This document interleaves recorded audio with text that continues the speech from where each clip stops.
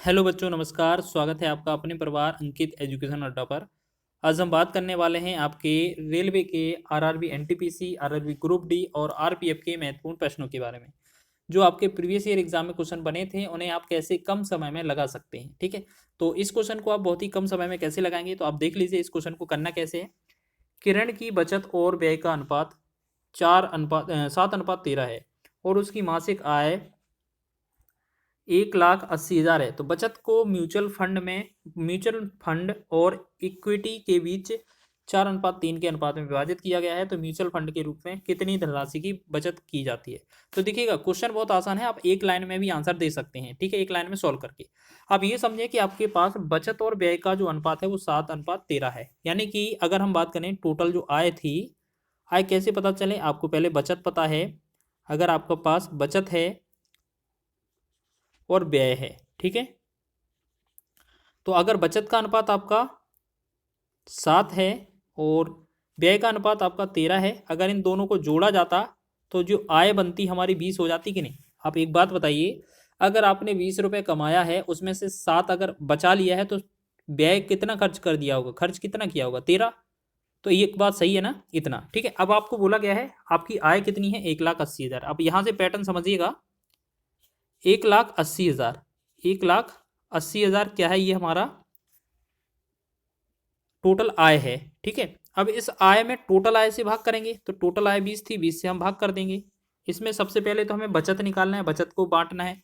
तो पहले बचत निकालना है, यानी कि हमें कितना, 7 का वैल्यू निकालना है। तो 7 हम अगर इसमें भाग कर देंगे, अगर 1,80,000 में 20 से भाग किया और 7 से गुणा कर दिया, तो हमारी जो आंसर आएगा वो बचत में आ जाएगा। ठीक है, अब बचत को भी क्या किया गया है, फंड और इक्विटी के बीच बांटा गया है 4:3 के अनुपात में। अगर हमारी ये बचत आ चुकी है, तो इसमें हम क्या करेंगे, 4:3 में बांटा है, तो 4:3 अगर टोटल करें तो ये 7 का वैल्यू दिया होगा बचत।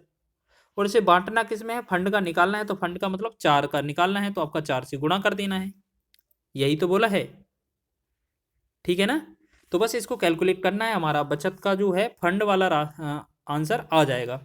तो 7 से 7 कट जाएगा, 4 एकम 4, 4 से 4 पंचे 20, 5 से इसे काटेंगे, 5 एकम 5 और 5 तिया 15 और 5 छक्का 30, ये आ जाएगा 36,000। ठीक है ना। तो आप इस तरीके से, आपका बी ऑप्शन इसका राइट हो जाएगा। आप इसे और भी कम तरीके से कर सकते हैं, बस आपको ये लिखने का आवश्यकता नहीं है। अगर आप इसे लगाना जानते हैं तो आप मन ही मन में इसका सॉल्यूशन कर सकते हैं। क्वेश्चन अच्छा है, ये पूछा गया था आपका रेलवे के एग्जाम में, एनटीपीसी के एग्जाम में, सीबीटी 2 में। अगला क्वेश्चन क्या है, इसमें लिखा है, और इस क्वेश्चन को हम बिल्कुल स्टार लगाएंगे। ठीक है, डबल स्टार लगाएंगे। आपने इस तरीके का प्रश्न हर एक एग्जाम में देखा होगा और महत्वपूर्ण है, एग्जाम में ये बनता है। और प्रीवियस ईयर तो बना ही था, इसके लगातार 2 प्रश्न लिए हैं, तो देखिएगा किस तरीके से थे। ए और बी की आय का अनुपात 5:7 है और उनकी बचत का अनुपात 2:3 है। यदि ए और बी क्रमशः 35,400 और 48,600 रुपये खर्च करते हैं, तो ए और बी की आय का अंतर कितना है। यही हो गया ना। तो आप एक काम करिए, क्वेश्चन बहुत आसान है, करना कैसे है, अब ऐसे समझें कि आपका मान लेते हैं पहले वाले का जो आय है ना, वो आपका 5:7 है। तो 5/7 लिखेंगे इसे और इसके साथ एक्स लगा देंगे। ठीक है, इसका मतलब क्या है, पहले वाले का जो आय है वो ए का आय कितना है आपका 5x और बी का आय आपका कितना है 7x। ठीक है, अब आय में से अगर आप ये खर्च हटा देंगे अलग अलग, तो उनकी व्यय निकल आएगी। तो पहले वाले में से आपने कितना, 35,400, 35,400 कम कर देंगे और दूसरे वाले में से कितना, 48,600 अगर आय घटा देंगे, इनका खर्च घटा देंगे, तो इनका जो व्यय का बचत का अनुपात है वो 2:3 बन जाएगा। ठीक है, इस तरीके से बन जाएगा। बस इसे कैलकुलेट करना है, तो हम क्या करेंगे, इस तरीके से क्रॉस गुणा कर देंगे।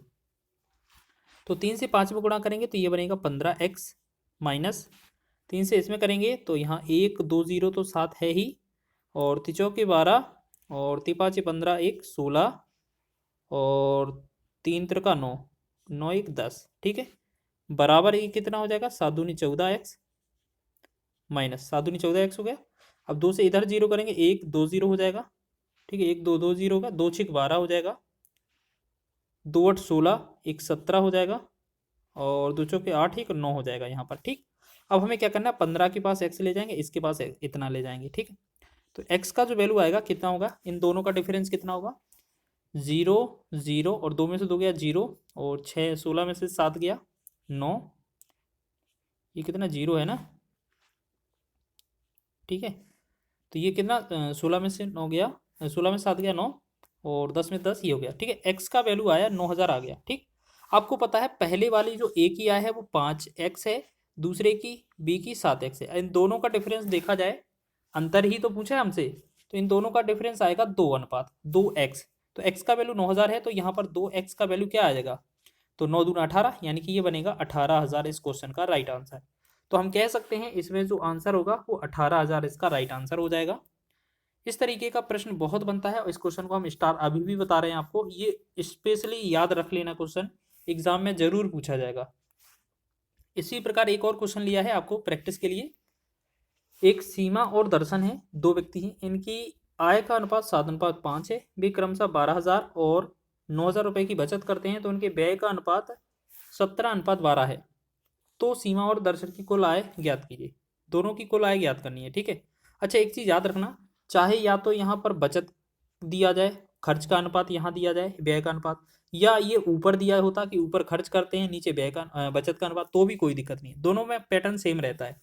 आपको जो अनुपात है वो कितना है, 7 और 5 है, तो ये 7x और 5x हो जाएगा। पहला वाला कौन है, सीमा है, पहला वाला सीमा और दूसरा वाला दर्शन, ठीक। हमने देखा ये दोनों लोग कितना, एक 12000 बचाते हैं, पहले वाला 12000 बचा लिया, ठीक। दूसरे वाले ने 9000 बचा लिया। इनका फाइनल जो अनुपात बना वो कितना बना, 17:12, ठीक है।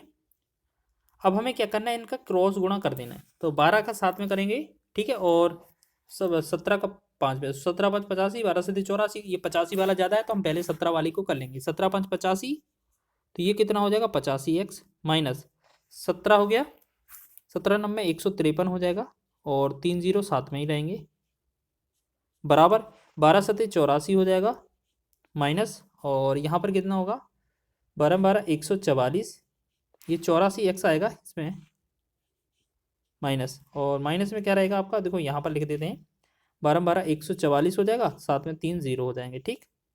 तो अब 85 को के पास 84 ले जाएंगे और 153 को हम 144 के पास ले जाएंगे। तो आप ऐसे समझें कि जो x बचेगा, x का वैल्यू ये कितना हो जाएगा, 44 से 53 जाने के लिए कितना, 44 6 50 और 3 9 यानी कि 9 बचेगा, ये बनेगा x का वैल्यू 9000। अब आपसे पूछा क्या है, सीमा और दर्शन की कुल व्यय ज्ञात कीजिए। देखिएगा व्यय का अनुपात कितना है, देखिएगा अब कुल आय नहीं पूछा है आपसे, ठीक है, कुल व्यय ज्ञात करना है। तो आप एक बात बताइए,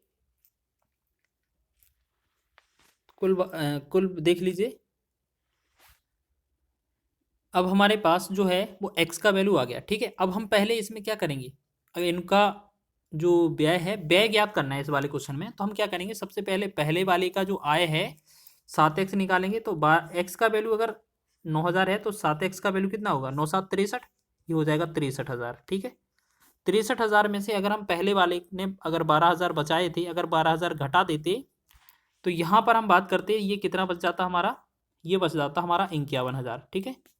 51000 यहाँ पर बचा लिए उसने।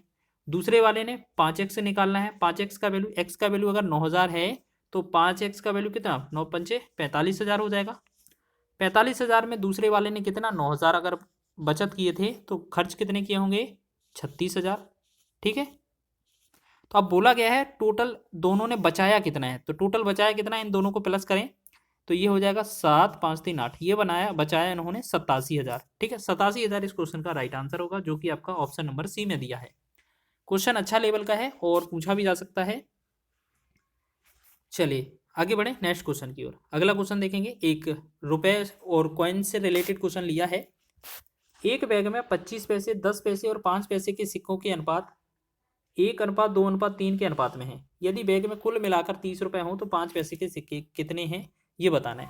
क्वेश्चन बहुत आसान है। 25 पैसे लिखेंगे सबसे पहले, 25 पैसा, फिर आपका 10 पैसा, फिर आपका 5 पैसा, ठीक। सबका अलग अलग वैल्यू लिखेंगे। तो इनका अनुपात कितना है, 1:2:3। अच्छा आप एक बात बताइए, ये तो आपका किसका है, कॉइन, कॉइन मतलब सिक्कों का अनुपात है।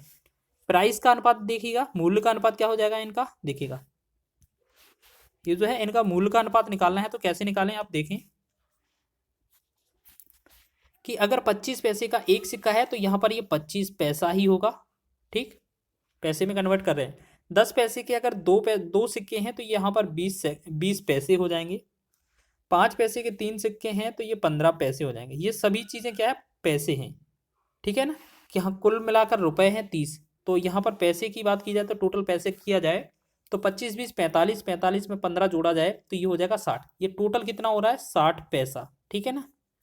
तो आपको पता है 60 पैसा जो है कितने के बराबर है, 30 रुपए के बराबर। यानी कि 60 पैसा जो है इसका अनुपात कितना है, 30। 30 के बराबर नहीं है, ये 30 रुपए है, तो इसमें 100 का गुणा और कर देंगे तो ये पैसे में कन्वर्ट हो जाएगा। यानी कि 60 का वैल्यू है ना वो 30 गुणे 100 हो जाएगा। अब पूछा क्या है, इसका एक का वैल्यू 30 एकम 30, 30 दूना 60, 2 एकम 2, 2 से 50।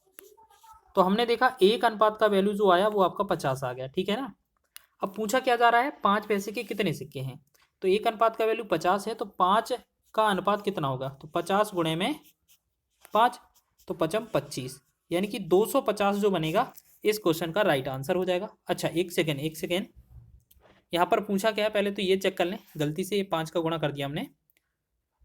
5 का गुणा नहीं होना है, ठीक है, 5 का गुणा नहीं होना है क्योंकि 5 का पूछा ही नहीं है। क्वेश्चन में पूछा है 3 पैसे के 5 पैसे के सिक्के, 5 पैसे के सिक्कों का अनुपात तो 3 था ना। 5 पैसे के जो सिक्के हैं उनका अनुपात 3 था, तो हमसे 3 अनुपात का वैल्यू पूछा है। एक अनुपात का वैल्यू 50 है, 3 अनुपात का वैल्यू कितना होगा, 50 गुणे में 3, यानी कि 150 हो जाएगा, ठीक है। तो 150 जो होगा इस क्वेश्चन का राइट आंसर हो जाएगा, जो कि आपका सी विकल्प में दिया हुआ है। तो इस तरीके से आप ये क्वेश्चन भी आसानी से बना सकते हैं। वीडियो अच्छा लगा है तो वीडियो को लाइक करें, शेयर करें, चैनल पर नए हैं तो चैनल को सब्सक्राइब कर लें।